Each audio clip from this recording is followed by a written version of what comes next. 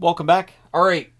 So, since we're this close to Christmas, I'd love to do a news of the day video today, but there's not much happening. We're only a few days away from Christmas. However, the suspension has come in. So the New York Rangers kept Rempe out of the lineup today because they knew that the suspension was incoming. So today's game will be counted towards the suspension that has just come down from the Department of Player Safety. It is an 8-game suspension for boarding/elbowing on Heiskanen, and it was a brutal incident. And there is a history which enables them to hand out an extensive suspension. March the 12th of this year, Rempe was suspended 4 games for elbowing Siegenthaler of the New Jersey Devils. This is the same player who had 3 fights in his first 5 NHL games. I had concern at the time that he was picking fights with some pretty tough customers in the NHL. And while Rempe is a big forward, fighting is a skill all in and of itself. And when you're fighting against guys who are much more skillful in it than you are, you open up the chance to getting hurt.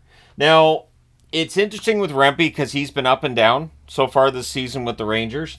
22 games in his career so far, 1 goal, 1 assist, 2 points, 95 penalty minutes.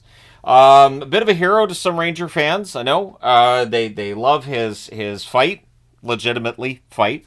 And the reality is that I think Rempe's a decent fourth-line option for them at some point. I don't think there's a lot of offensive upside there, and it really hasn't been on display at the AHL level either. Playing for the Hartford Wolfpack, 18 games, 3 goals, 2 assists, 5 points, and 22 penalty minutes in the AHL. So he's not fighting constantly in the AHL, which is good because it's a way to shorten your career right there. But Rempe getting suspended, highly predictable. I'm not entirely surprised here. When the incident took place in the review that night, I said, yeah, it's Department of Player Safety, we'll see what they do. And in this case, they've suspended him a total of 8 games. It doesn't really negatively impact the Rangers because Rempe probably wasn't going to play those full 8 games anyways. He's an energy guy that they plug in here and there. And outside of that, he's going to spend time down in Hartford. So for the next 7 games, now that they've played 1 today with him, for the next 7 games, he'll be scratched as a suspended player. And then do you move him down to the AHL? What do you do? We'll see. But Rempe has quite the reputation at this point. He's going to have to keep his nose clean from here because Department of Player Safety, it's an easy one for them because he is a fourth liner. He is a player who plays in the AHL more than the NHL. So when he does things, it's easier to suspend him than it would be if that same hit was perpetrated by, and I'll just mention another Ranger, if it was Chris Kreider that threw that hit.